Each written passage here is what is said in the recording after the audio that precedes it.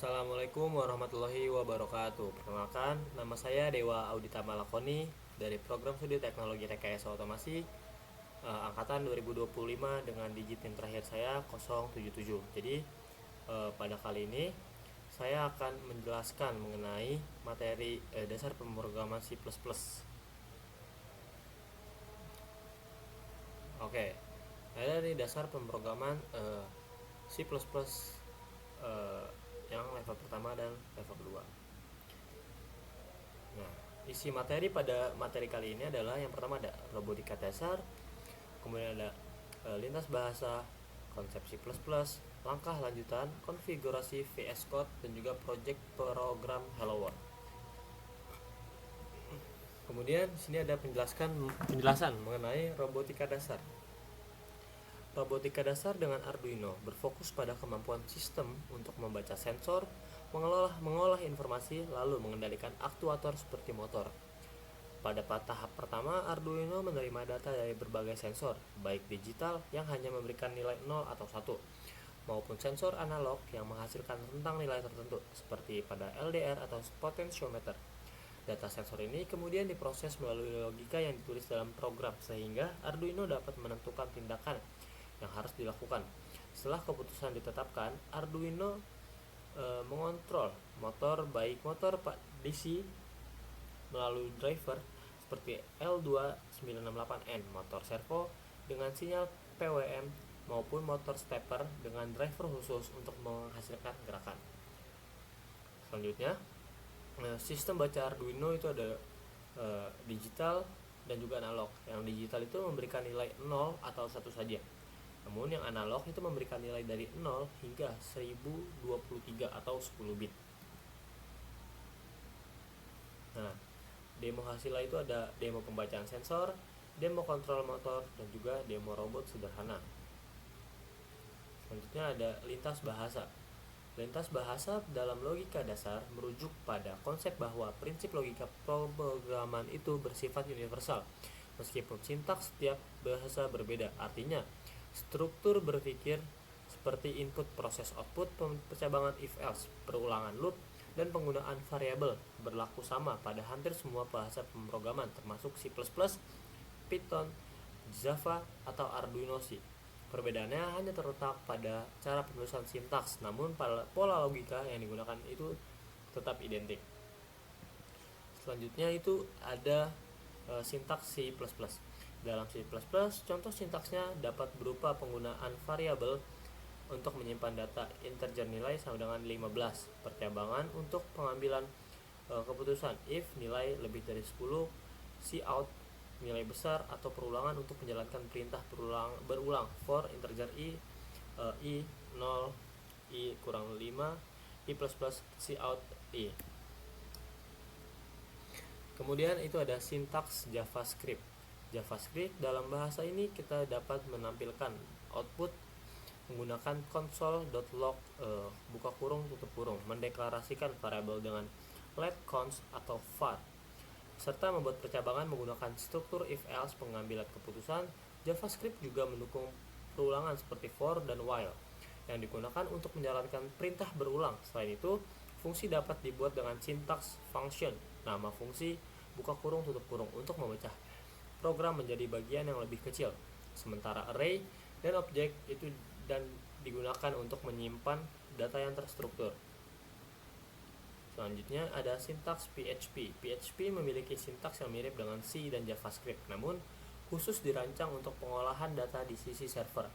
Program PHP selalu dibuka dengan tag kurang dari sama tanda tanya PHP dan dapat berisi variabel diawali tanda seperti dolar ini, seperti tanda ini nama Java.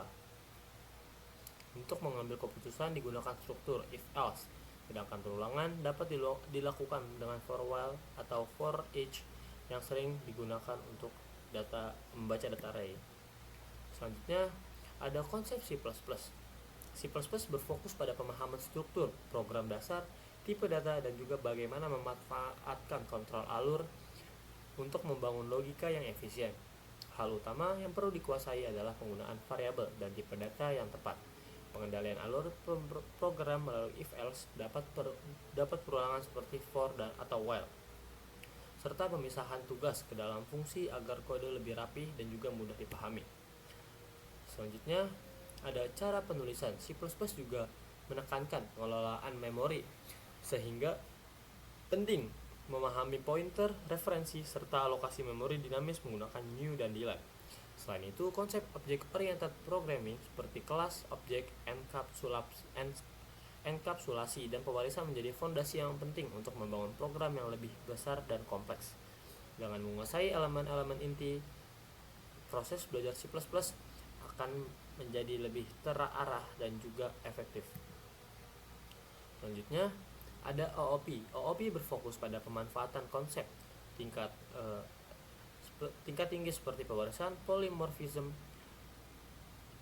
dan abstraksi untuk membangun sistem yang lebih fleksibel dan terstruktur. Pada tahap ini, programmer belajar membuat kelas induk dan kelas turunan untuk mengurangi duplikat kode serta menggunakan fungsi virtual agar objek berbeda dapat merespon perintah yang sama dengan cara yang sesuai. Selanjutnya, STL, Standard Template Library, adalah kumpulan pustaka standar di C++ yang menyediakan struktur data dan algoritma siap pakai sehingga programmer tidak perlu membangun semuanya dari nol. STL mencakup 3 komponen utama, yaitu ada container seperti vector, list, map, dan set untuk menyimpan data algoritma seperti sort, find, and max element yang mempermudah pengelolaan data, serta iterator yang berfungsi sebagai penghubung antara kontainer dan algoritma. Selanjutnya ada template. Template dalam C++ adalah fitur yang memungkinkan kita untuk membuat fungsi atau kelas yang dapat bekerja dengan berbagai tipe data tanpa harus menulis ulang kode. Dengan template, satu definisi dapat digunakan untuk tiap integer, float, string, atau tipe buatan sendiri. Nah, selanjutnya itu ada integrasi IoT. Integrasi IoT atau Internet of Things adalah proses menghubungkan perangkat fisik seperti sensor, aktuator, dan microcontroller ke jaringan internet sehingga perangkat dapat mengirim, menerima, dan bertukar data secara otomatis. Selanjutnya ada project. Nah, struktur folder atau file dalam sebuah project dibuat untuk folder utama yang berisi subfolder seperti src untuk menyimpan kode program, assets atau resource untuk gambar dan media, config untuk pengaturan sistem, serta docs untuk dokumentasi. Selain itu, terdapat file penting seperti readme sebagai panduan awal, file konfigurasi lingkungan, dan file dependensi sesuai bahasa pemrograman yang digunakan. Pada setup awal, programmer biasanya membuat struktur folder ini lebih terdahulu menginisialisasi repositori misalnya dengan git, lalu menentukan file utamanya untuk dijalankan. Oke, mungkin sekian penjelasannya. Kita langsung saja ke project berikutnya.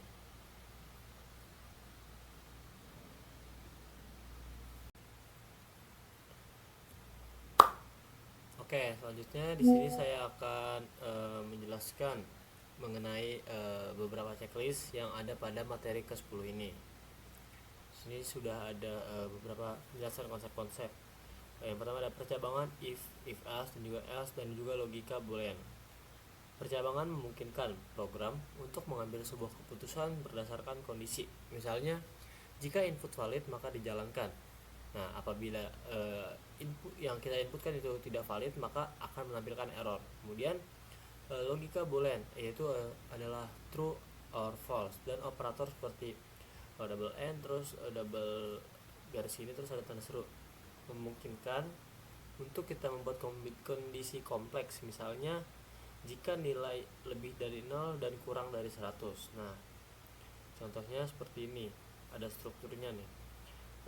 If kondisi jalankan jika benar, kemudian else if kondisi 2 jika kondisi sebelumnya salah tetapi masih benar. Nah, yang terakhir ada else jika semua kondisi gagal. Kemudian selanjutnya ada mengenai loop atau perulangan, ada for, while, dan do while. Loop memungkinkan untuk kita mengulang blok kode beberapa kali, cocok untuk proses banyak data, array, table, perulangan sampai kondisi terpenuhi, dan sebagainya. Nah, untuk for sendiri ini cocok bila jumlah iterasinya diketahui, while cocok bila kita terus ulang sampai kondisi terpenuhi, dan do while itu menjamin kode blok yang dijalankan minimal 1 kali lalu cek kondisi, misalnya bila kita ingin prompt user sebelum cek. Dan selanjutnya ada array dan iterasi array. Array adalah struktur data untuk menyimpan banyak elemen dengan tipe yang sama, berguna untuk menyimpan list data, misalnya nilai, data mahasiswa, dan juga sebagainya. Dengan loop plus array, kita bisa proses tiap elemen, itu ada cetak, hitung, atau ubah, dan juga sebagainya. Saat melewatkan array ke fungsi, yang dilewatkan sebenarnya pointer ke elemen pertama, alias pass by reference untuk array, sehingga fungsi bisa memodifikasi array yang asli. Nah, selanjutnya ada fungsi atau prototype plus definisi dan parameter pass by value versus pass by reference. Fungsi ini memungkinkan kita untuk memecah program ke bagian modular, misalnya fungsi hitung, fungsi tampil, fungsi konversi, dan juga sebagainya. Ini membuat kode yang kita buat lebih rapi dan bisa dipakai berulang. Kemudian ada prototype. Fungsi bisa ditulis di file header atau HPP, definisi di CPP. Lalu kita panggil dengan main.cpp. Nah, ini metode modularisasi kode. Kemudian ada passable value. Parameter fungsi menerima salinan nilai. Perubahan di dalam fungsi tidak mempengaruhi variabel asli. Kemudian pass by reference. Parameter fungsi menerima referensi ke variabel asli. Perubahan di dalam fungsi mempengaruhi variabel asli, cocok untuk data besar seperti array atau struct, agar tidak dapat disalin berulang kali. Kemudian modularisasi atau pemisahan kode ke file header dan implementasi HPP dan juga CPP, serta compile and run via terminal. Dengan modularisasi, deklarasi header, implementasi CPP, dan program main CPP terpisah membuat kode lebih terstruktur, mudah dipelihara, scalable jika program bertambah besar. Misalnya file utils.hpp, utils.cpp, dan juga main CPP. Setelah itu lalu kita compile. Nah, di sini ada sebuah contoh program modular sederhana yang bisa kita gunakan sebagai basis dan juga misal kita mau belajar itu ada nih, ini utils.hpp yang seperti di sini nih. Di sini if and def utils hpp, define utils hpp, fungsi total array, double hitung total, double r kurung integer n, fungsi rata-rata, double hitung rata-rata. Kemudian ada tampilkan isi array lagi. Nah, di sini ada utils.cpp, include iostream, include utils hpp using namespace std titik koma, double hitung total, double r array integer, double s sama dengan 0, for integer i sama dengan 0, i kurang n, i plus plus, s tambah sama dengan array return. Kemudian ada double hitung rata, double array integer n, if n double sama dengan 0, return 0, double total hitung total, array n, return total slash n titik koma, void tampilkan array, double array integer n, count data for integer i sama dengan 0, integer i kurang lebih kecil dari n, i plus plus, count array if n count n. Kemudian ada main cpp, include iostream, include utils hpp using namespace, void ubah by value integer x plus sama dengan 5, void ubah by ref integer n x tambah sama dengan 5.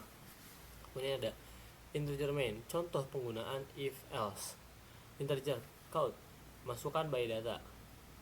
Kemudian ada if n kalau tadi sama dengan 0, count jumlah arus, return, double data, new double, input data dengan for loop, for integer i sama dengan 0, integer lebih kecil dari n, i plus plus, count data ke bla bla bla, sin data, tampil data, tampilkan array, double total hitung total, double rata hitung rata data n.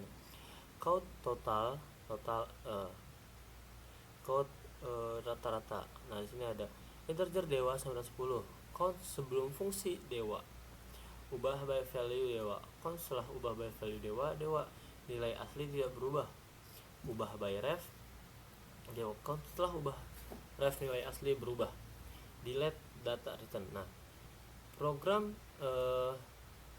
yang ada di atas saya sudah jelaskan ini menunjukkan array dinamis plus loop plus input output plus fungsi modular plus by value atau reference dan juga plus kondisi plus perhitungan rata-rata. Setelah itu ada ini program sederhana itu tentang konversi suhu Celsius ke Fahrenheit, Kelvin atau Reaumur. Nah, sini ada yang pertama ada integer main double C count, masukkan suhu dalam Celsius. Di sini coba kita sebelum itu kita refresh.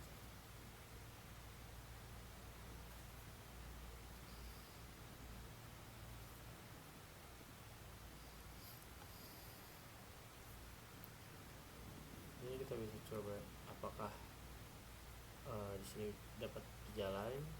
Nah sebelum itu kita masukkan Celsius double Fahrenheit, derajatnya itu Celsius 9 per 5 tambah 32, karena Fahrenheit sendiri nilainya adalah 32. Untuk Kelvin Celsius ditambah 273,15. Ini kita coba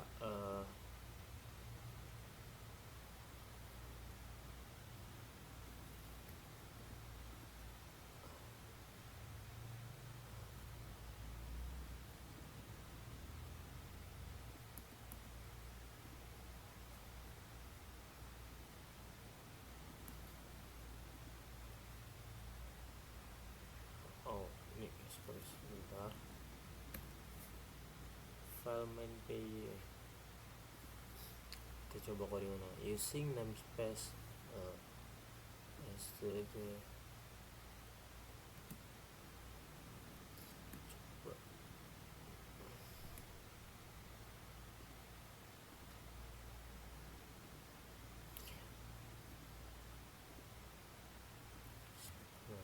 saja, kita lanjut dulu. Sini menggunakan variabel bertipe data akurasi desimal.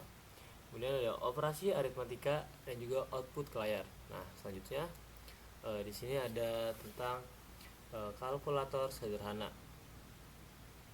Itu ada include IOStream using namespace std. Nah, double tambah, kemudian ada double kurang, double kali, dan juga double bagi. Yang pertama ada double A, double B, return A plus B. Double A, double B, return A min B. Kemudian ada double A, double B, return A dikali B. Kemudian ada double A, double B. Ini berarti dibagi. Kemudian code error pembagian dengan 0. Di sini ada angka pertama, maka dikali. Kemudian angka kedua. Di sini ada angka pertama nih, kita di sini memasukkan angkanya. Coba kita kali. Maka di sini kita bisa jalankan apa?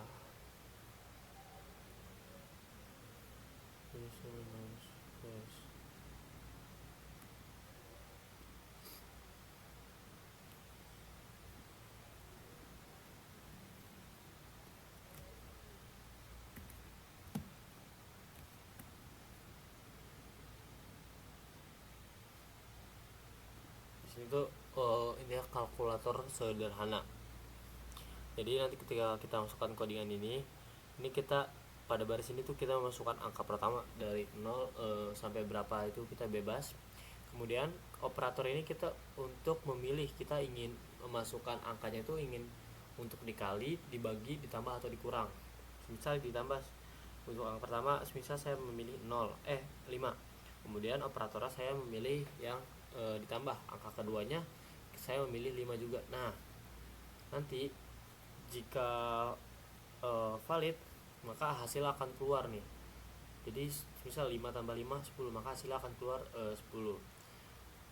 Oke, selanjutnya itu ada program pengelolaan data mahasiswa, menu plus struct plus array statis. Di sini ada include IOStream, include string using namespace std. Struct mahasiswa, string name, string nama, string prodi, float IPK. Kemudian di sini ada const integer max 100, mahasiswa data max integer 0. Nah di sini tuh ada menu-menunya bakal keluar nih. Sin code name, sin data count name, sin ignore, sin out nama getline, sin data count nama prodi getline bla bla bla, count IPK segala macam. Nah nanti jika sudah bakal keluar. Namun jika salah, jika if itu bakal keluar, jika else itu pilihannya tidak valid, kemudian ada return. Nah menggunakan struct untuk data mahasiswa, name, nama, prodi, IPK. Menu interaktif dengan loop dan kondisi, operasi tambah dan tampil, array statis, variabel penghitung, cocok untuk implementasi data base sederhana. Nah, kenapa referensi dan dokumentasi itu penting? Saat kita melewatkan array ke fungsi C++ menangani array sebagai pointer sehingga dapat mengubah array aslinya atau pass by reference untuk array. Kemudian, jika proyek berkembang besar, modularisasi header plus CPP penting untuk menjaga kode tetap terstruktur dan maintainable. Kemudian, memahami perbedaan pass by value versus pass by reference.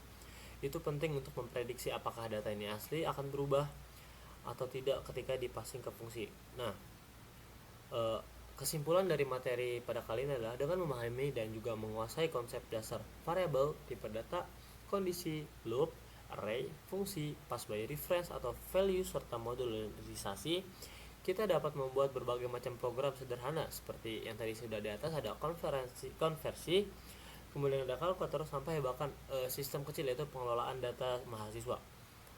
Sebaiknya kita mulai dari program kecil dulu agar ketika kita sudah memahami dasar-dasar dari codingan, itu bisa ditingkatkan, kayak tambahkan validasi, error handling, modularisasi, fitur penyimpanan ke file dan sebagainya. Kemudian ada baca dokumentasi, dan kita harus pelatihan terus-menerus.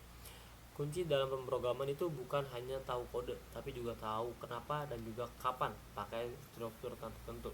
Nah, kita ambil contoh seperti ini. Ini saya sudah masukkan kode yang ada dari program ini.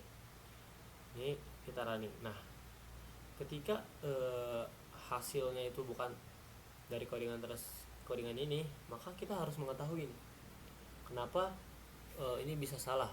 Karena ketika kita merunning, di sini tuh akan dijelaskan yang salahnya terdapat pada baris keberapa. Nah, file main.py ini nama filenya, kemudian ini ada di line kedua, itu baris kedua yang using namespace std, itu syntax error atau invalid syntax. Itu kita bisa coba-coba std titik koma ya. Nah ini bisa coba, misal kayak gini, ini masih salah. Nah ini masih salah nih, kita harus cari apa yang salah dari codingan yang ada di sini.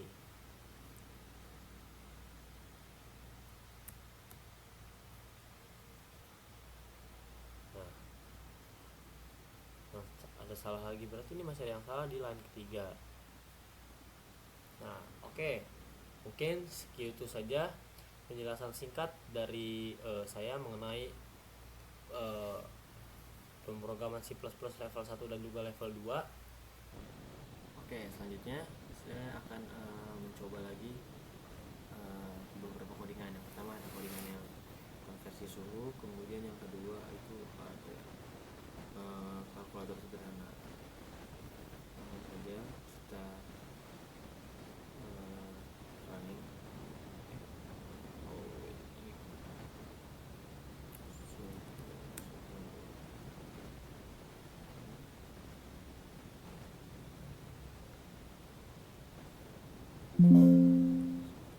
Kita tunggu dulu sebentar.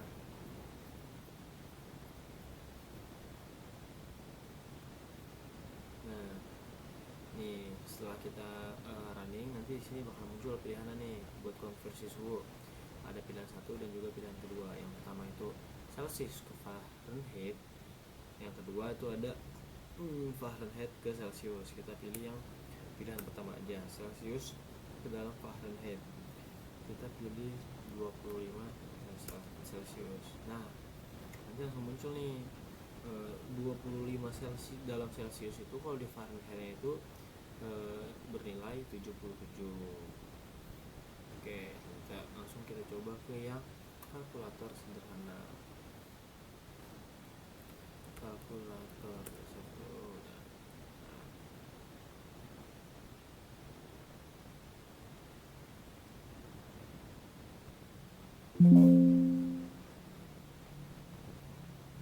tunggu dulu sebentar.